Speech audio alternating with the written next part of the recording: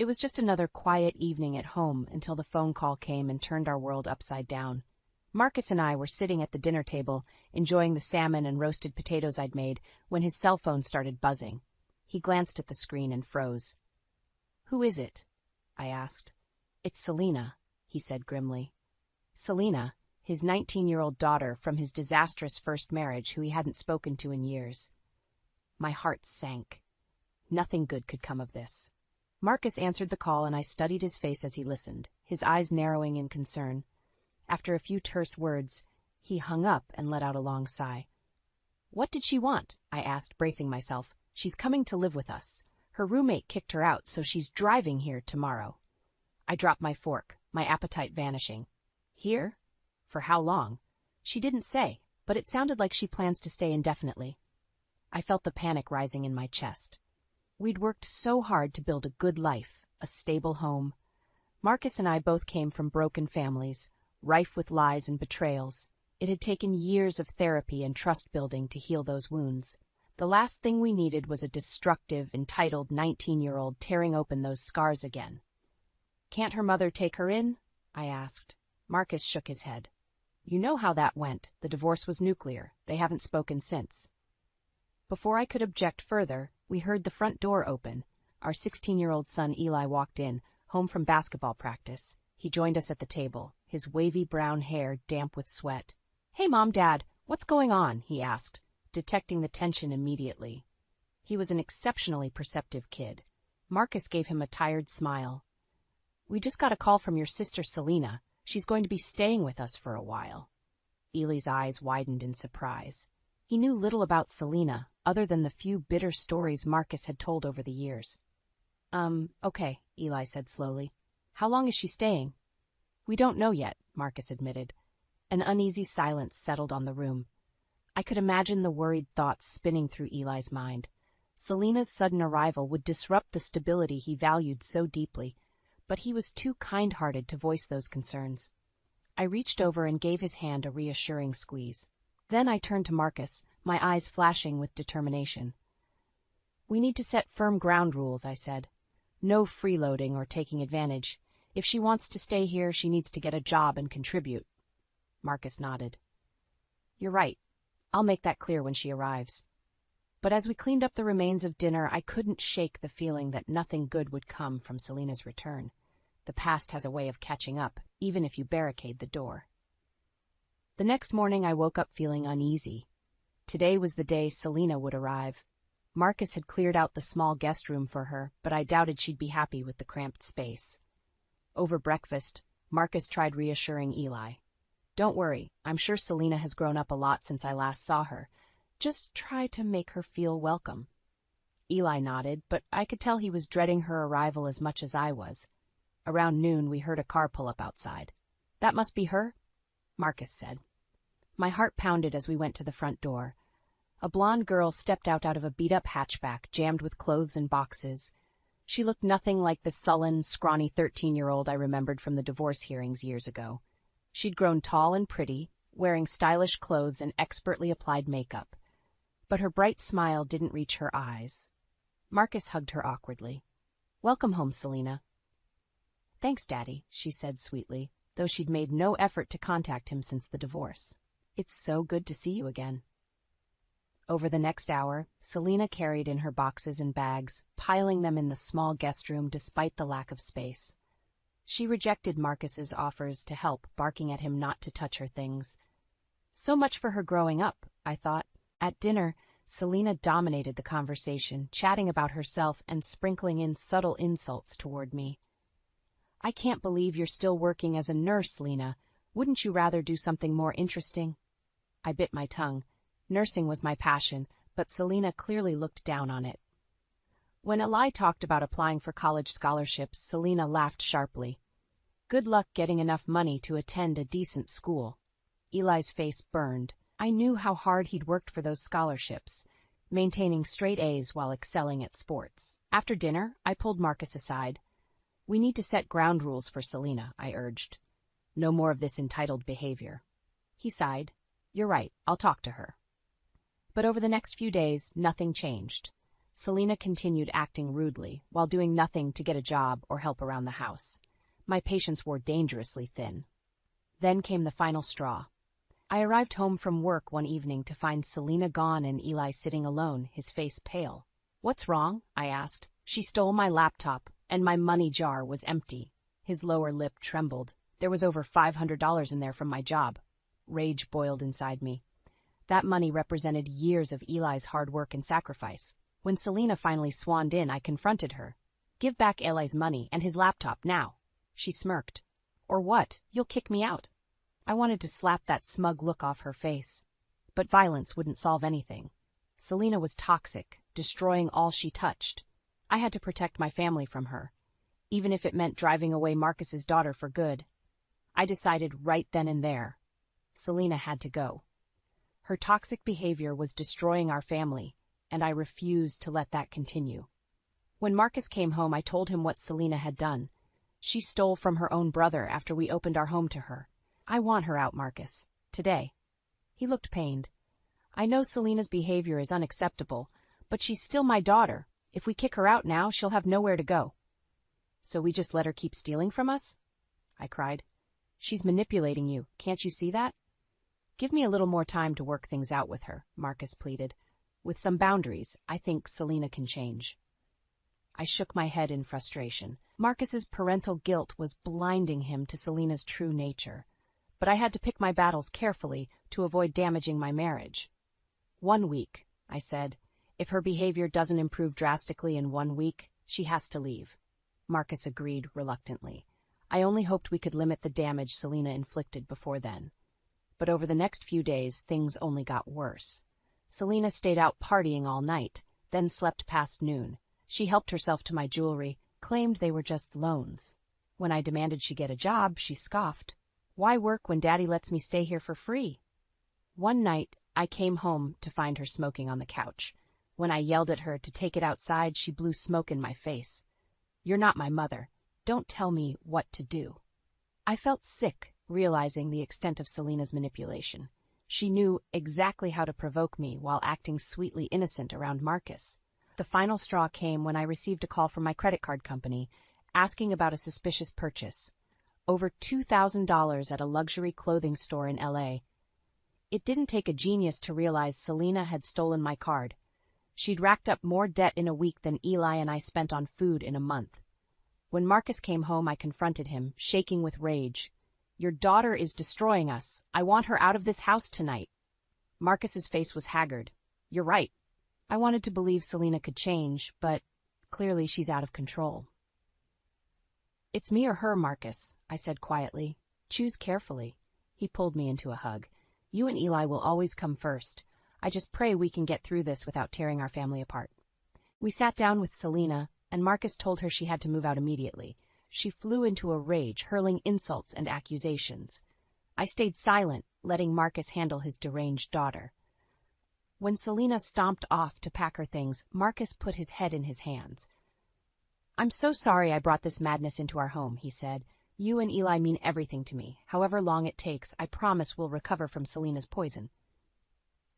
I squeezed his hand, drawing strength from his words. With unity, we would survive this trial. Selena's twisted schemes could not break our family. The weeks after kicking out Selena were tense. Marcus tried calling her several times, but she refused to speak with him. I knew he was torn up with guilt, blaming himself for how she'd turned out. I tried reassuring him we'd done the right thing. Selena was like a tornado, destroying all in her path. We changed the locks and canceled my stolen credit card. The bank's fraud department was understanding, agreeing to waive the bogus charges. Slowly, our lives regained a sense of normalcy. Then the letter came, shattering that fragile peace all over again. It was from a bank I'd never heard of, thanking me for opening a new credit account. My breath caught in my throat as I read the attached paperwork. Someone had applied for a personal loan in my name, forging my signature on the forms. $15,000 already deposited into an unknown account. My hands shook with anger and panic. That amount of debt could devastate our family, and there was only one person who would stoop so low. When Marcus came home, I thrust the letter at him. "Your daughter is trying to destroy us. We need to call the police." His eyes widened in shock as he read the letter. My God, I know Selena has issues, but outright identity theft?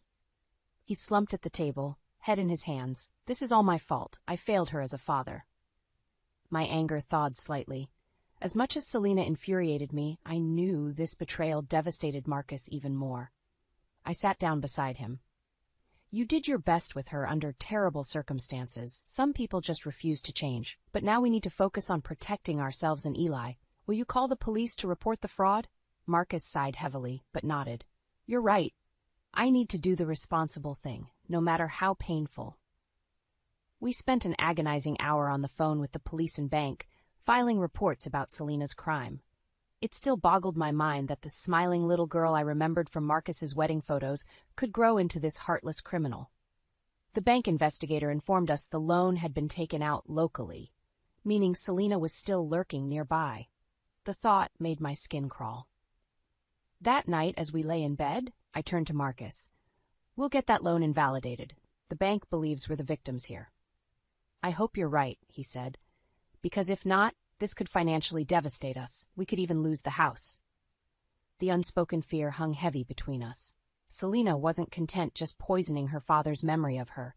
She aimed to completely destroy his new family, no matter the cost. As I finally drifted off to sleep, I repeated a silent mantra. Selena's scheming couldn't touch us, no matter how hard she tried. Goodness and truth would prevail. But in my heart, I harbored a cold anger I'd never felt before. If Selena continued threatening my loved ones, I would stop at nothing to take her down. Over the next few weeks, we heard nothing from Selena. The bank was investigating the fraudulent loan, buying us time before the debts came due. The police had tried visiting Selena's last known address, but she'd already vacated her apartment, leaving no trace. Marcus spent hours scouring online records, trying to find where Selena had disappeared to, but it seemed she knew how to avoid being caught. A true con artist. Then on a sunny Saturday, everything changed again. Marcus was at a weekend teaching conference, so Eli and I decided to see a movie together. But when we returned home, I instantly sensed something was wrong. The front door was ajar. My pulse pounded as I rushed inside, Eli close behind. Wait in the hall, I told him. If Selena was lurking inside, I didn't want Eli getting hurt. I crept forward, peering into the darkened rooms. At first, nothing seemed disturbed. Then I reached Eli's bedroom. The entire room had been ransacked. Dresser drawers flung open, mattress upended, closet ransacked. Eli rushed in behind me, crying out in shock. That's when I saw the paper on his bed, scrawled with a taunting message, "College fund gone. Oops, better start bussing tables, loser brother." Red spots swam before my eyes. The college fund Marcus and I had painstakingly built for Eli, untouched until now nearly $20,000 for his future, was gone, stolen by Selena to fund her extravagant tastes, while she left crude insults for the brother she'd never bothered to know. I heard a strangled sob behind me. Eli's face was white, eyes glittering with tears. All that money you saved for me, gone. I wrapped my arms around my kind, diligent son, so undeserving of this cruelty. We'll figure this out, I promised. But inside, my blood boiled. That money was meant to give Eli a chance at a better life. And Selena had snatched that dream away without a second thought. When Marcus arrived, he broke down at the violation of our home and Eli's loss. I rarely saw my soft-spoken husband enraged, but today his fury mirrored my own. Our savings drained, our locks picked, our son senselessly tormented. Enough was enough. Selena had to face consequences before she destroyed more innocent lives. The next evening, ignoring Marcus's warnings, I drove to the rundown motel where Selena was rumored to be staying. Sure enough, I spotted her beat-up hatchback out front. I banged on her door until she finally opened it, smirking when she saw me. Well, if it isn't St. Lena, come to preach about morality? I slapped her across the face. You absolute monster, I spat. Wasn't ruining our lives once enough for you? Selena's grin vanished. You'll regret that, Butch, she hissed, lunging toward me. We scuffled briefly before I shoved her back inside, slamming the door in her contorted face. I strode away, trembling but resolute. One way or another, Selena's reign of terror ended today. I had given her every chance to change. But some people rotted from the inside out, beyond hope of redemption. Dragging them from the darkness risked them pulling you down into their depths. Selena had proven herself a soulless parasite, incapable of goodness. Now it was time to excise her from our lives for good, before her fangs struck again. In the weeks after my confrontation with Selena, I waited on edge for her retaliation. Marcus increased security around our home. I pulled Eli from school, not wanting him alone until Selena was apprehended. But as days passed with no sign of her, we began to breathe easier. Maybe she had realized her crimes would catch up with her if she stayed in town. Then, late one night, I awoke to blaring fire alarms. Marcus and I rushed to Eli's room and found it filled with smoke, flames licking up one wall. We grabbed Eli and raced outside, moments before the fire engulfed his bedroom. As firefighters extinguished the blaze, suspicion gnawed at me. This was no electrical mishap. Selena had made her final, desperate play for revenge. The police investigation confirmed my fears. Traces of gasoline had been splashed along one side of the house and ignited. A disturbing amount, enough to incinerate us as we slept if the timing had been slightly off. Marcus's face was haggard as he spoke to the investigators. "My daughter Selena Rogers is your arson suspect. We have evidence she committed identity theft and burglary against us. This fire was her latest attempt to harm my family." With the troubling revelations about Selena's escalating crimes, the police finally took serious action. They obtained security footage from nearby cameras, showing a figure in Selena's car fleeing the neighborhood right before firefighters arrived. Arrest warrants were issued. Selena's name and photo were distributed to local media, labeling her an armed and dangerous fugitive. Marcus even made a direct plea for Selena to turn herself in, promising she'd still receive due process. But Selena remained in hiding, our lives frozen in limbo as we waited for the snake to strike again. I stayed locked indoors with Eli, rifles and fire extinguishers within reach. She'd taken so much from us already. I refused to let her steal our sanity, too. Then late one evening, I got an unexpected call from the lead detective on our case, his voice urgent. "You need to check the news right away. Selena Rogers was just apprehended." I grabbed Marcus and Eli, and we turned on the TV with trembling hands. A breaking news report showed Selena in handcuffs outside a pawn shop, stolen jewelry and electronics scattered at her feet. The very items she'd looted from our home. She cursed and spat at reporters as police stuffed her in a squad car.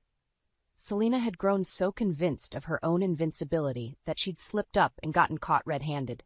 As the reporters recounted Selena's shocking crimes against her own family, her reputation lay in tatters, the real monster exposed underneath the pretty surface. I almost pitied her. Almost. That night, with Selena in a cell and our home protected, we finally slept in peace. The next weeks would be difficult, untangling the wreckage Selena left behind. But the storm had passed. Her lies could haunt us no more. A new dawn had broken, full of promise and hope. In the weeks after Selena's arrest, we slowly regained a sense of normalcy. With Selena locked up on multiple felony charges, the dark cloud that had choked our home finally lifted. I took Eli out for belated birthday celebrations at his favorite restaurants. Marcus and I spent evenings reminiscing about happier times before Selena's arrival. We started making plans to repair the fire damage and replenish our drained finances. There were still court dates looming. Marcus agonized over having to testify against his eldest daughter, no matter how estranged they'd become. I tried to steel my heart, reminding myself of all the suffering Selena had inflicted. Then we received shocking news. While in jail awaiting her trial, Selena had gotten into a violent fight with another inmate. The details were murky, but the results were clear. Selena was dead. Marcus took the news hardest of all. He locked himself in our room for days, torn apart with guilt.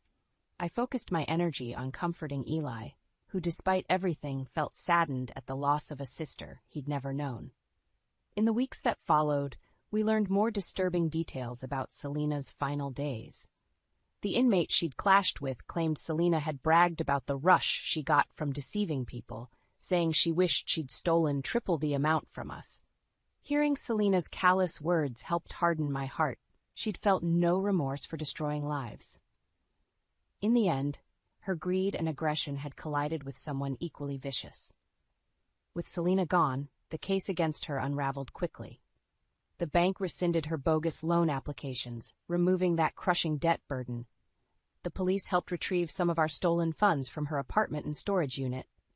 At the same time, sympathies poured in from our community, people horrified at Selena's behavior once her crimes became public. Many had known Marcus and I as a loving couple and parents for over a decade. They rallied around us, raising money to help Eli pay his college tuition. Their generosity stunned me. After writhing in Selena's web of isolation and deceit, the support of true friends felt like waking up from a nightmare. I saw it dawn on Marcus, too. We were not alone. Good people could conquer evil together. On the anniversary of Selena's death, we visited her grave for the first and only time. Marcus knelt by the modest stone and whispered a prayer. I stood back with Eli, giving them space. She wasn't born bad, Eli said quietly. Do you think if she'd made different choices, she could have been happy? I hugged my wise son close.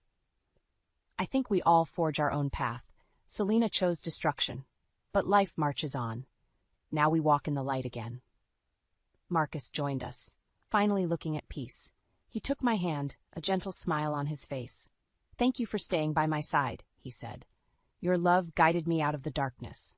Together, we turned and walked into the sunset, leaving Selena's tempestuous ghost behind. The future awaited, bright and full of hope. In the months after Selena's death, our family slowly healed. The fire damage was repaired, stolen money recovered, debts settled. Bit by bit, we reclaimed what Selena had tried destroying. But some wounds aren't visible. I woke choking from nightmares of flames engulfing our home. Marcus withdrew into himself for days at a time, brooding with guilt, and Eli became quieter, jumping at small noises and keeping his bedroom door locked. So I suggested we start seeing a family counselor. At first, Marcus resisted, ashamed at needing help, but eventually he agreed it was necessary to fully mend our battered spirits. Our sessions proved intensely cathartic. We spoke of betrayal, violation, anger. The counselor taught us coping techniques for anxiety and PTSD. He urged us to vocalize our feelings rather than bottling them up, which had strained my relationship with the brooding Marcus. I discovered depths of pain in Marcus I'd never realized. He admitted part of his desperation to help Selena stemmed from regret over his failures with her as a child during his divorce. The counselor eased his shame, reframing his efforts as misguided rather than malicious. For Eli, the greatest solace came from restoring normal routines. He rejoined school sports teams, volunteered at a homeless shelter, and took a part-time job at an ice cream parlor. Focusing on productivity and community engagement helped alleviate his sense of helplessness. 6 months later, with our counselor's approval, we decided to close the book on our tribulations with Selena. We used the last of her recovered stolen money to take a family trip to Hawaii, visiting breathtaking beaches and eating decadent dinners. No friction, no drama, just joyful quality time together.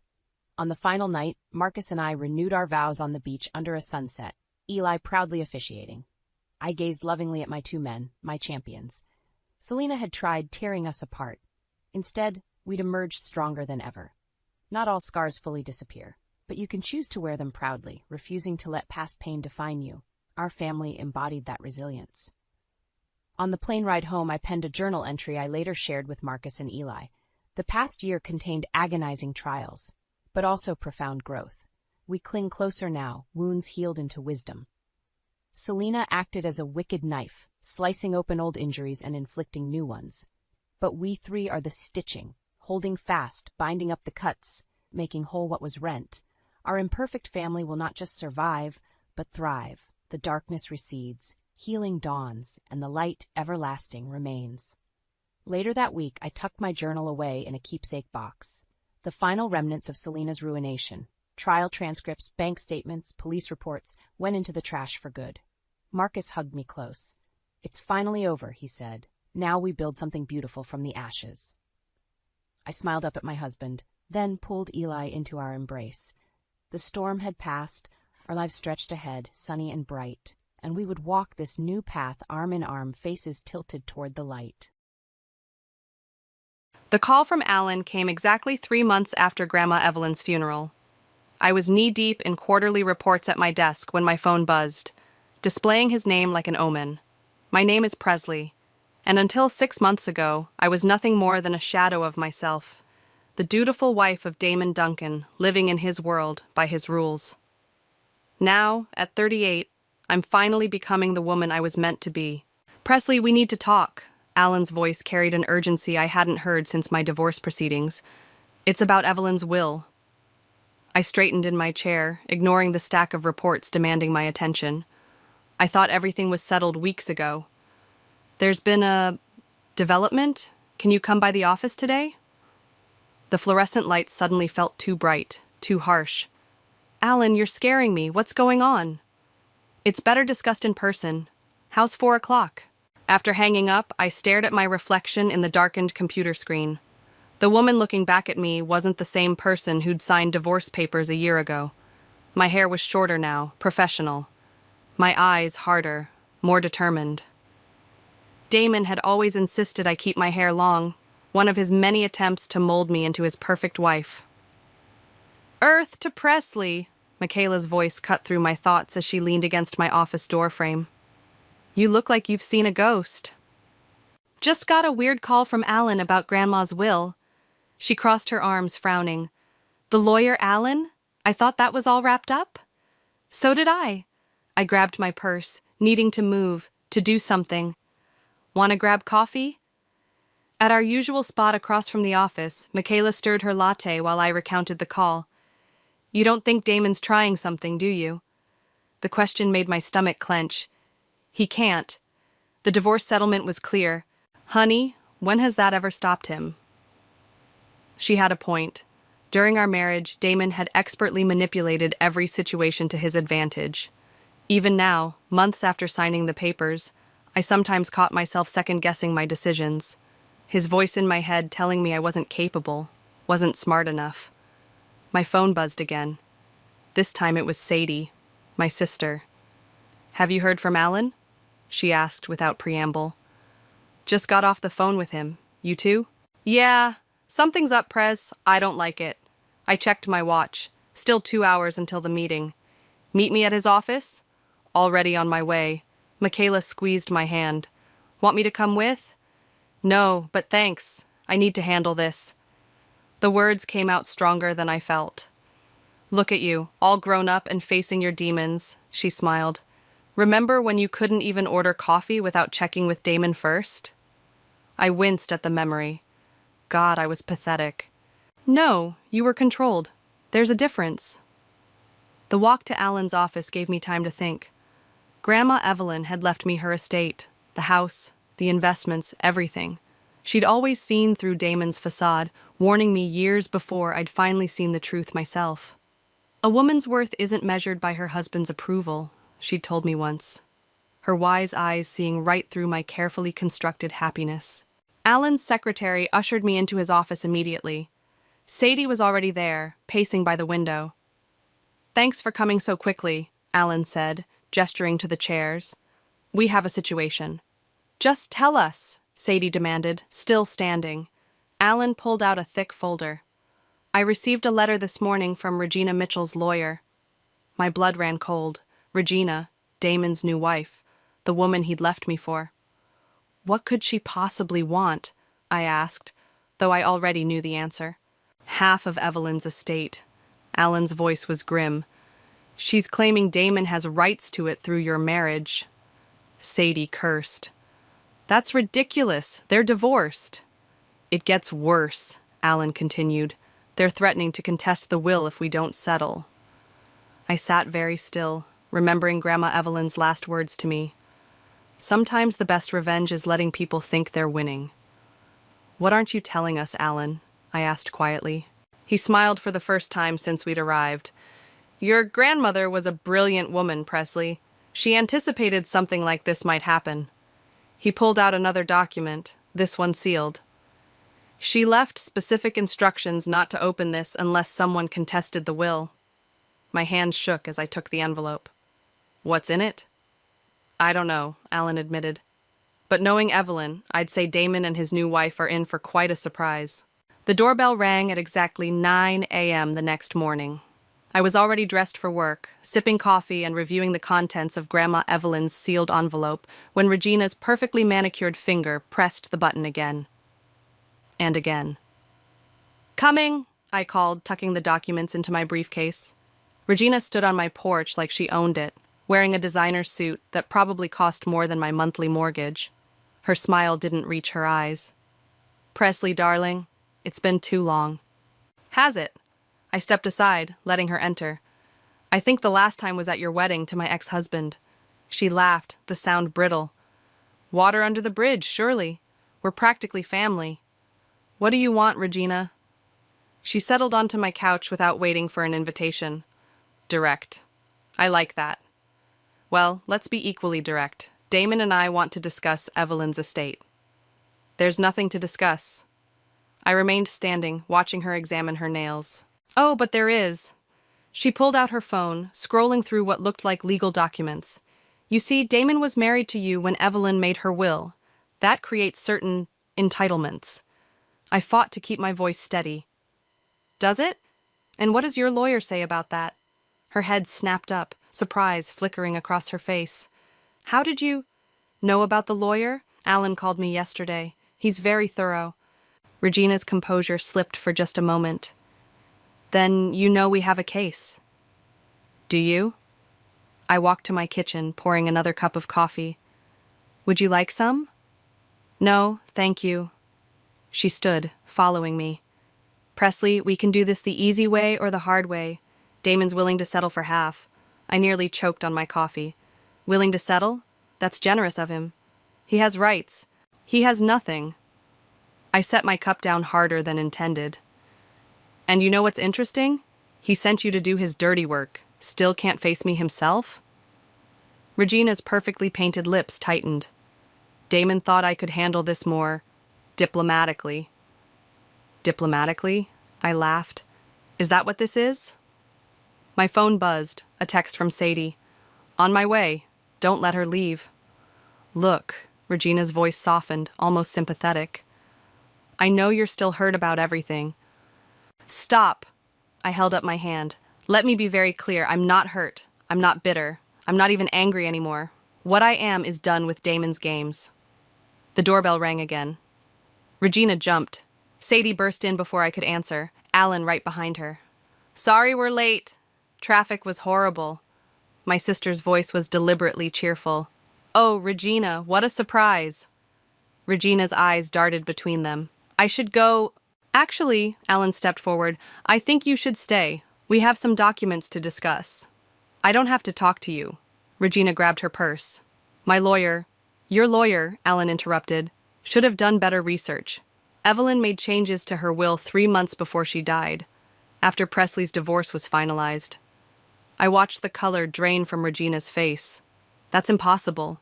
We checked. The public records?" Sadie smiled. "Grandma was smarter than that." Alan pulled out a document. "This is the actual will, filed privately. And this," he produced another paper, "is a detailed account of every attempt Damon made to access Evelyn's finances while married to Presley." Regina's hands shook as she took the papers. "I don't understand." "It's simple," I said. "Grandma knew Damon would try something like this. She kept records. Every time he asked about her investments, every time he suggested Presley help manage her accounts, every time he tried to convince her to add his name to her properties." "That's not—" Regina swallowed hard. "Damon wouldn't—" "He would, and he did." Sadie's voice was steel. "And now he's using you to try again." Regina sank into a chair, papers crumpling in her grip. "He said it was a sure thing, that she'd cave rather than fight." He was wrong. I took the documents gently from her hands. "And, Regina, you might want to check your joint accounts. Damon has a habit of making investments disappear when things don't go his way." Her head snapped up, real fear in her eyes now. She grabbed her phone, fingers flying over the screen. "Oh, God," she whispered. "The savings, they're gone." "Let me guess," Sadie said. "He moved them yesterday right after you agreed to come here?" Regina stood abruptly, mascara smearing as she wiped her eyes. "I have to go." "Regina," I called as she reached the door, "there's one more thing you should know." She turned, looking suddenly much younger and more vulnerable. "Grandma's will has a clause. If anyone contests it, everything goes to charity. Everything." The door closed behind her with a quiet click. "Well," Sadie grinned, "that was fun." But I was already pulling out my phone. Regina's devastated expression haunting me. "Alan, we need to make some calls. She's about to find out exactly what kind of man she married." The memory hit me as I was making dinner that night. Damon, standing in our old kitchen, his voice dripping with condescension as he explained why I shouldn't take that promotion. "Honey, you're just not ready for that kind of responsibility," he'd said, stirring his coffee. "Besides, what would you do with all that extra money? I take care of everything we need." The sound of something shattering snapped me back to the present. I'd gripped the wine glass too hard, sending shards across my kitchen floor. "Damn it," I muttered, reaching for the broom. My phone rang, Regina's number flashing on the screen. I hesitated before answering. "He's gone." Her voice was barely a whisper. "He cleared out everything, even my personal account." I sat down heavily. "How much?" 300,000. She choked back a sob. "My entire inheritance from my father." "Regina, don't. Please don't say you warned me." There was rustling in the background. I thought I was different, special, not like me?" "Yes." The word came out broken. "He said you were clingy, controlling, that you held him back." I couldn't help but laugh. "Let me guess. He said I was jealous of his success, that I couldn't handle his ambition? How did you—" "Because that's his script, Regina. He used the same lines on me about his first wife." Silence stretched between us. Finally, she spoke again. "There was no first wife, was there?" "No. Just like there was no Harvard MBA, no family money, no tech startup that failed because of betrayal by his partners." "Oh, God." Her breathing became erratic. "I'm going to be sick." "Regina, listen to me. Call your bank right now. Report the transfers as fraudulent. Then call the police. I'll have Alan contact you in the morning." "Why are you helping me?" I thought about Grandma Evelyn, about her strength and wisdom. "Because 5 years ago, I was you." After hanging up, I called Sadie. "You're not going to believe this," she answered. "Damon just tried to buy a ticket to Belize." "How do you know that?" "Remember Tommy from high school? He works for the airline now. Called me as soon as he saw the name." I grabbed my keys. "Where is he?" "Airport. Flight leaves in 2 hours." "Call Alan. Tell him to meet me there." 20 minutes later, I pulled into the airport parking lot. Sadie was already waiting with Alan and 2 police officers. "Ms. Ray?" One officer stepped forward. "We understand you have information about Mr. Duncan." Alan handed them a file. "Multiple counts of fraud, theft, and financial exploitation. We've been building this case for months." "Since Grandma died," I added, "she kept everything. Every document, every email, every transfer he tried to hide." "This is impressive," the second officer said, flipping through the pages. "But why didn't you come forward sooner?" "Because we needed him to do it again," Alan explained. "To establish a pattern. Show it wasn't just one isolated incident." My phone buzzed with a text from Regina. "Bank froze the accounts. They're investigating the transfers." "And there it is," I showed them the message. "His latest victim just filed a complaint." The officers exchanged looks. "We'll need statements from both of you." Already prepared, Alan produced more documents, along with testimony from his previous business partners. A voice came over the airport speakers announcing final boarding for the flight to Belize. Through the terminal windows, I saw him, Damon, striding toward the security checkpoint, still wearing the same confident smile that had once made me believe every lie. "That's him." I nodded to the officers. They moved quickly, professionally. I watched as they intercepted him, as the smile faltered and died. He looked around wildly, finally spotting me standing with Sadie and Alan. "You?" he mouthed, face contorting with rage. I thought of all the times he'd made me doubt myself, all the dreams I'd abandoned because he said I wasn't good enough, all the years I'd spent believing I was the problem. "Karma's a bitch," Sadie muttered beside me. But watching the handcuffs click around his wrists, I felt no satisfaction, only relief, and something else, something that felt surprisingly like pity. My phone buzzed again. "Regina. Thank you. I'm ready to tell the police everything." "You know," Sadie said as we watched them lead Damon away, Grandma would be proud. Of what? Sending my ex-husband to jail? She squeezed my hand. Of you finally standing up for yourself and for others. I thought about Regina, about all the other women Damon might have targeted if we hadn't stopped him. Come on, I said. We have work to do. You need to see this. Sadie dropped a stack of papers on my kitchen table the next morning. The police found it in Damon's apartment. I pushed aside my coffee, pulling the documents closer. Lists of women's names, dates, dollar amounts. My stomach turned as I realized what I was looking at. How many? I asked. 12, that we can confirm. All wealthy widows or divorcees. Sadie sat down heavily. He had their whole lives mapped out. When they inherited, where they banked, their vulnerabilities. Like Regina's father's death. Exactly. She tapped one of the pages. Look at the dates. He started planning Regina while you were still married. The doorbell rang before I could respond. Regina stood on my porch, looking nothing like the polished woman who'd arrived 2 days ago. Her eyes were red, her designer outfit replaced with jeans and a sweater. I brought bagels, she said quietly. And files, lots of files. We spread everything across my dining room table. Bank statements, emails, photos.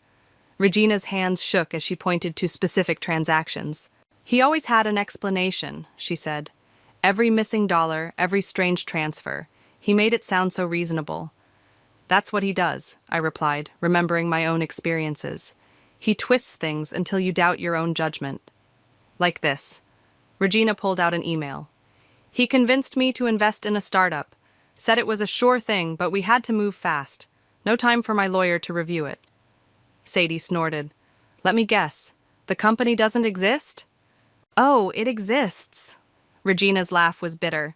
It's a shell corporation. He owns it. My phone buzzed. Alan calling. I put him on speaker. The DA wants to meet, he said without preamble. They're building a RICO case. This goes beyond just fraud. What do you mean? I asked. Your grandmother's records were the key. They show a pattern going back 15 years. Multiple states, multiple victims. It's organized crime. Regina's face went pale. Organized? You mean he's not alone? We found evidence of at least 3 accomplices. People who helped him identify targets, set up fake companies, move money offshore. I thought about Grandma Evelyn, how she'd spent her last years quietly gathering evidence. She knew, I whispered. That's why she left everything in trust, why she made it impossible for him to access. Smart woman, your grandmother, Alan said. She protected not just you, but others too. After the call ended, Regina stared at the papers scattered across the table. I feel so stupid. Don't, I touched her arm. He's a professional con man. This is what he does. Did he ever... She hesitated. Did he hit you? No. His violence was all emotional. Mind games, gaslighting, constant criticism. He told me I was crazy, Regina's voice cracked. When I questioned the transfers, said I was being paranoid, that I needed help. Sadie's phone chimed with a news alert.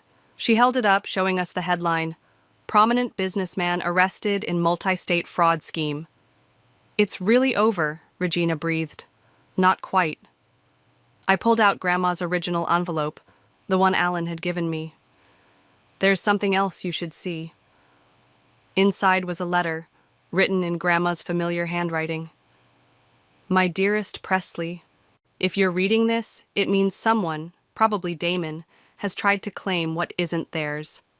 I'm leaving you not just my estate, but my purpose. The trust I've established isn't just for you. It's for all his victims, past and future. Use it to help them rebuild. Use it to stop him. All my love, Grandma Evelyn. Regina wiped her eyes. She set up a fund for his victims? Yes. I showed her the trust documents, legal aid, financial counseling, whatever they need to recover. Your grandmother?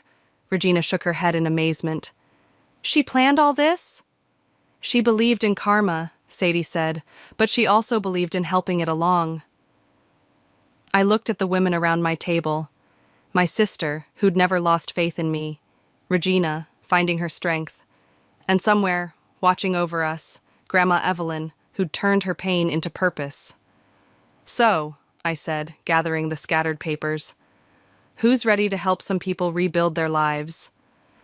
Regina straightened her shoulders, a hint of her old confidence returning. "Where do we start?" "We start," Sadie grinned, "by making some calls. There are 10 other women out there who need to know they're not alone." As we began organizing the files, I felt Grandma's presence strongly. She'd known this day would come, had prepared for it meticulously. Now it was our turn to carry on her work. "Hey," Regina caught my arm. "Thank you for not saying, 'I told you so.'" "That's not what this is about," I replied. "This is about making things right."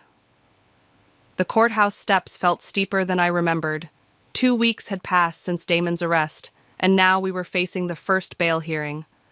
Regina walked beside me, her head high despite the whispers and stares. "Ready?" I asked as we reached the top. Before she could answer, a familiar voice cut through the morning air. "Well, if it isn't my 2 favorite ex-wives." Damon stood at the entrance, flanked by his lawyer. He'd lost weight in detention, but his smile was the same, predatory, confident. "Surprised to see you both here," he continued. "Supporting each other? How touching." Regina's hand found mine, squeezing hard. "Save it, Damon. We're not here for you." "No?" He stepped closer. "Then why are you here? To watch the show? To feel vindicated?" "We're here for them." I nodded toward the group of women gathering near the courthouse doors, his other victims, brought together by Grandma's trust. His smile faltered slightly. "More bitter ex-girlfriends. Please, no judge will take this seriously." "Actually," Alan's voice came from behind us, "the judge is very interested in hearing from everyone, especially about the offshore accounts we found yesterday." Damon's lawyer grabbed his arm. "Don't say another word." But Damon shrugged him off, his facade cracking. "You think you're so clever, don't you, Presley? Playing detective with Mommy's money?" "Grandmother's," I corrected. "And she played detective long before I did. Want to know what else she found?" His face darkened. "You're bluffing." "Am I?" I pulled out my phone, showing him an email. "This is from 3 years ago. You discussing your investment strategy with your partners, the ones helping you target wealthy women." "That's inadmissible," his lawyer started. "In criminal court, maybe," Alan interrupted. "But the civil suits these ladies are filing? That's different." Damon's composure finally broke. "You vindictive bitch! You really think you can take me down?" "No," Regina stepped forward. "We already have." The courthouse doors opened, and more women emerged, faces I recognized from his files, each carrying documents, each ready to testify. "You see, Damon," I said quietly, "while you were sitting in jail, we were busy. Every woman you conned, every dollar you stole, every lie you told, it's all coming out. You can't prove anything."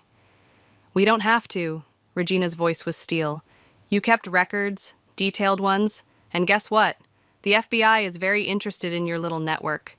His lawyer was practically dragging him away now, but Damon couldn't help himself.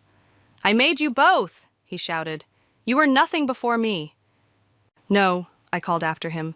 "We were everything before you. We just forgot for a while." Inside the courtroom, I watched as woman after woman stood to testify against bail. Each story was different, but the pattern was the same. Trust betrayed, money stolen, lives shattered. "Ms. Ray?" The judge's voice pulled me from my thoughts. "Would you like to make a statement?" I stood, feeling the weight of every woman's eyes. "Your Honor, I'm not here to talk about what Damon took from me. I'm here to talk about what he tried to take from all of us, our dignity, our self-worth, our trust in ourselves." Damon shifted in his seat as I continued. "But he failed. Because what he never understood is that women like us, we don't break, we rebuild, we support each other, and we fight back." The judge nodded thoughtfully. "And the trust your grandmother established?" "Is already helping his victims recover their losses. But more importantly, it's helping them recover themselves." "Objection." Damon's lawyer stood. This is irrelevant to the bail hearing. On the contrary, the judge replied, it speaks directly to the defendant's pattern of behavior and the community's response to it. She turned back to me. Continue, Ms. Ray. There's nothing more to say, Your Honor, except that my grandmother saw through him years ago, and she made sure he wouldn't hurt anyone else. Your grandmother sounds like a remarkable woman. I smiled, feeling Grandma Evelyn's presence strongly. She was. And she taught me that true strength isn't in tearing others down. It's in helping them stand up. The judge denied bail, citing flight risk and the extensive evidence of ongoing criminal enterprise. As they led Damon away, he caught my eye one last time. This isn't over, he mouthed. Actually, Regina whispered beside me, it is.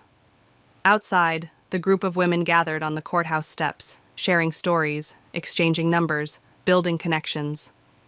Look at what you started, Sadie said, joining us. No, I corrected her. Look at what Grandma started. We're just carrying it forward. Regina linked her arm through mine. So, what's next? I watched the sun rise over the courthouse, thinking of all the other Damons out there, all the women who needed help. Now, I said, we get to work. You need to see this, Michaela burst into my office, waving her tablet. Someone leaked Damon's client list. I looked up from the stack of victim statements I'd been reviewing. What? She turned the tablet around, showing me a news article. All his contacts, his targeting strategy, everything. It's gone viral. My phone immediately lit up with calls and messages. Regina's name flashed first. Have you seen it? She asked before I could speak. Just now. Any idea who leaked it? Not yet, but that's not the important part. Check your email. I pulled up my inbox, finding dozens of new messages. Women sharing stories, asking for help, offering support. It's happening everywhere, Regina continued. They're all coming forward. Michaela perched on my desk, scrolling through social media. It's trending! Damon's dupes! That's terrible, I said, but couldn't help smiling. But effective, Michaela countered. Look at these comments. Women are warning each other, sharing red flags, offering resources. My office door opened again as Sadie rushed in. Emergency meeting at Alan's office, now. 20 minutes later, we sat around Alan's conference table. Me, Sadie, Regina, and representatives from 3 different women's advocacy groups. The DA wants to make a deal, Alan announced, laying out documents. No. Regina's response was immediate. He doesn't get to walk away from this. Not that kind of deal, Alan clarified. They want him to name names. His entire network in exchange for a slightly reduced sentence.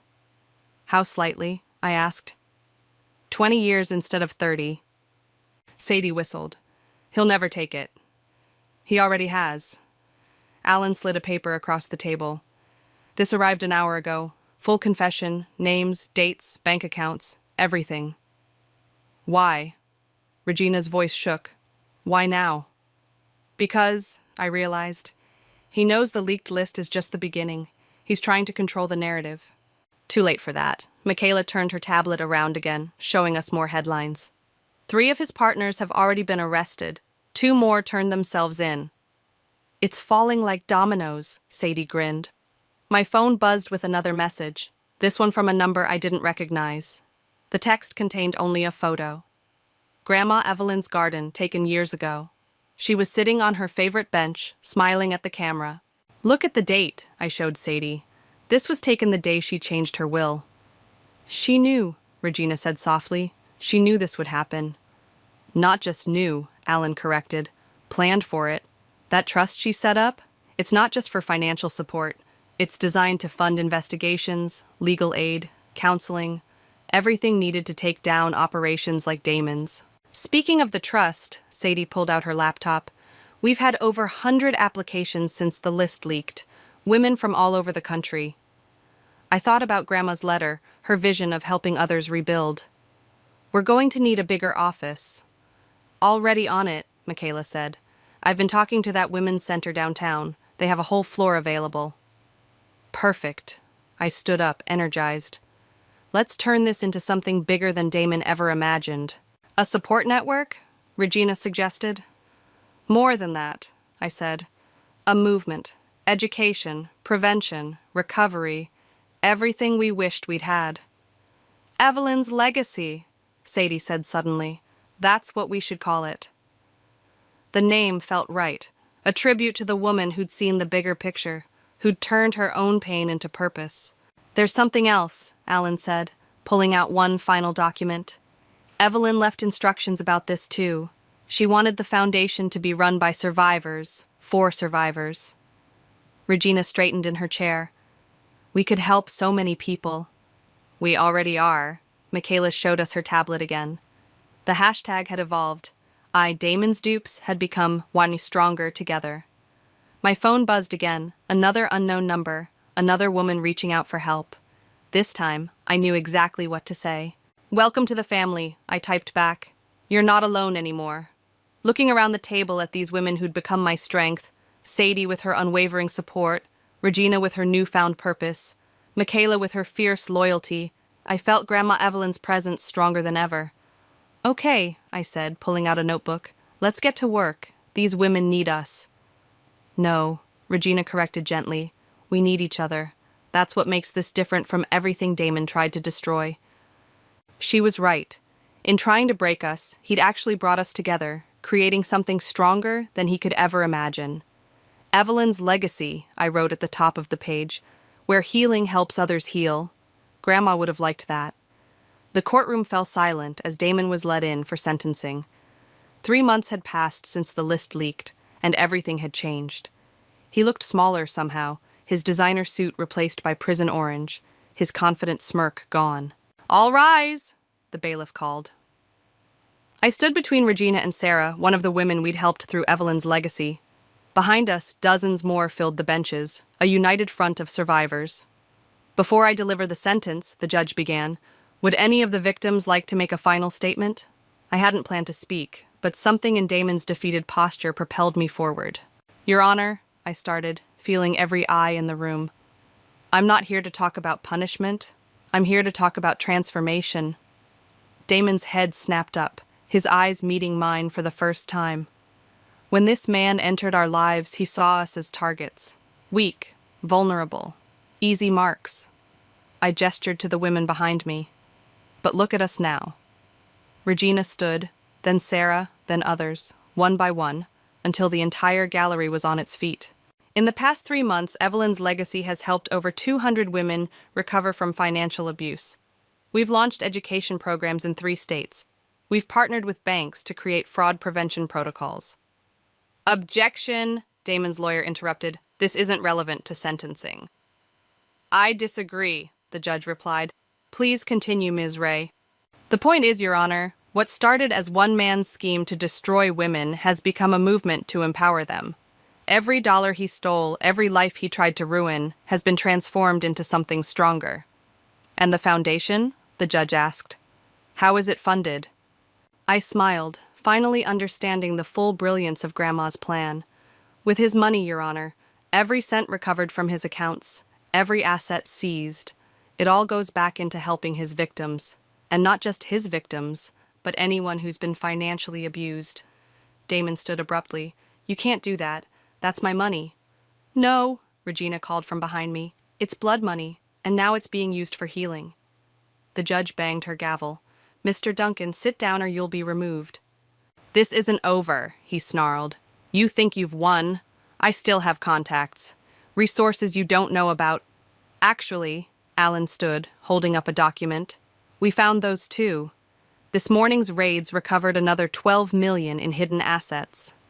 Damon's face went pale. That's impossible. Your partner Marco turned over everything, I said quietly. All your backup accounts, all your offshore holdings, everything. Marco? Damon's voice cracked. But he was my best friend, Regina finished. Amazing how loyalty crumbles when faced with 30 years in prison. The judge cleared her throat. If there's nothing else, I'm ready to deliver my sentence. Wait, Damon called out desperately. I can help you find more money, other operations like mine. Just, please. 25 years, the judge announced, cutting him off. No possibility of parole for 20, and every asset you own will be liquidated to compensate your victims. As they led him away, Damon stopped in front of me. I made you, he whispered. No, I replied. My grandmother made me. You just showed me how strong I could be. Outside the courthouse, reporters gathered around us. Ms. Ray, what's next for Evelyn's legacy? I looked at the women surrounding me. Not victims anymore, but survivors, leaders, warriors. We're just getting started, Regina answered, stepping forward. Next week, we launch our national hotline. The month after that, our first shelter opens. And the money? Another reporter called out. What happens when Damon's assets run out? They won't, Sadie joined us, holding up her phone. 3 more organizations just pledged matching funds. Corporations want to partner with us. This is bigger than Damon now. My phone buzzed. A message from Michaela at the new office. You need to see this. Another ring just got exposed in Miami. Women asking for our help. Excuse us, I told the reporters. We have work to do. As we walked down the courthouse steps, Sarah caught my arm. Thank you, she said softly, for showing us we weren't alone. We never were, I replied, thinking of Grandma Evelyn. We just needed someone to remind us. Regina linked arms with us both. So, Miami? I grinned, feeling stronger than ever. Miami, and then wherever else we're needed. Because that's what Grandma had really left us, not just money or property, but a purpose, a mission, a legacy of turning pain into power, betrayal into brotherhood, weakness into strength. You know what this means? Sadie called from ahead. Road trip. And just like that, we were laughing, moving forward, ready for whatever came next. Because we weren't just survivors anymore. We were warriors, and we had work to do. You're sure about this? Sadie asked as we stood in Grandma Evelyn's garden. The autumn air was crisp, leaves dancing around our feet. Completely. I handed her the deed to the house. The foundation needs a proper home, somewhere that feels safe. Regina emerged from the back door, carrying a box of supplies. The contractors can start renovations next week. Turn the upstairs into counseling offices, the basement into a training center. And the garden? Michaela called from where she was clearing fallen leaves. Stays exactly as it is, I said firmly. This was Grandma's sanctuary. Now it can be sanctuary for others. Sarah arrived with coffee for everyone, her eyes bright with excitement. The first support group starts tonight. We already have 12 women signed up. Make that 13, a voice called from the garden gate. We turned to see a woman standing there, clutching her purse tightly. I saw your website about financial abuse. Regina stepped forward immediately, her voice gentle. Come in, you're safe here. As Regina led the woman inside, I caught a glimpse of my reflection in the window. The woman staring back wasn't a victim or even just a survivor. She was a warrior, just like Grandma had been. Mail's here, Sadie announced, waving a stack of envelopes. More donations, more volunteer applications, and... What's this? She held up a letter with a familiar handwriting. My hands shook as I opened it. It's from Damon. Everyone froze. Dear Presley, I read aloud. I finally understand what your grandmother saw in me, a small man trying to make himself bigger by making others smaller. The money, the cons, the manipulation, it was all because I couldn't stand seeing strong women. But sitting here in my cell, watching news reports about Evelyn's legacy, I realize you've won in a way I never could. You built something. I only destroyed. I won't ask for forgiveness. I don't deserve it. But I want you to know, you were never nothing. I was. Silence fell over the garden. Well, Michaela finally said, that's unexpected. It doesn't change anything, I folded the letter carefully. But maybe it means we really did break the cycle. Inside, we could hear Regina talking with the new arrival, her voice carrying through the open window. The first step is the hardest, but look around. Every woman here has stood where you're standing. Even you? The woman asked quietly. Even me. And now I help others find their strength, just like Presley helped me find mine. My phone buzzed. Alan calling with updates about the Miami case. 3 more arrests, millions in recovered assets, dozens of women coming forward. "We need to expand," Sadie said, reading the message over my shoulder. "Other cities are asking for help setting up their own branches." "Then we'll help them," I replied. That's what Grandma would have done. Sarah emerged from the house with the new arrival, who looked slightly less frightened now. "Amanda's going to stay for the support group tonight," she announced. "Welcome to the family," I smiled. "Would you like to see the garden? This was my grandmother's special place." As we walked among the flowers, I told Amanda about Grandma Evelyn, about her strength and foresight, about how she turned her pain into purpose. "I never thought I'd feel strong again," Amanda admitted, touching a late-blooming rose. "Neither did I," Regina joined us. "But that's the beauty of this place. We heal by helping others heal." The sun was setting, casting long shadows across the garden. Women began arriving for the support group, each carrying their own story, their own pain, their own hope for healing. "Ready?" Sadie asked as we gathered in Grandma's living room, now transformed into a warm meeting space. I looked around at these faces, some familiar, some new, all part of something bigger than ourselves. Regina, who'd turned her betrayal into purpose. Sarah, who'd found her voice helping others. Amanda, taking her first steps toward healing. And somewhere, watching over us all, Grandma Evelyn, whose legacy lived on in every woman we helped. "More than ready," I replied. "Let's begin." Because that's what warriors do. We begin again and again and again. We turn our scars into strength, our pain into power, our endings into new beginnings. And somewhere in a prison cell, a small man was finally understanding just how big women could be when they stood together. But that wasn't our story anymore. Our story was here, in this garden, in this house, in these moments of healing and hope. "Welcome, everyone," I said to the group. "Who would like to share first?" And as the stories began to flow, I felt Grandma's presence stronger than ever. Not in the past, but in the future we were building. One woman, one story, one moment of strength at a time. This was her real legacy, and it was just beginning.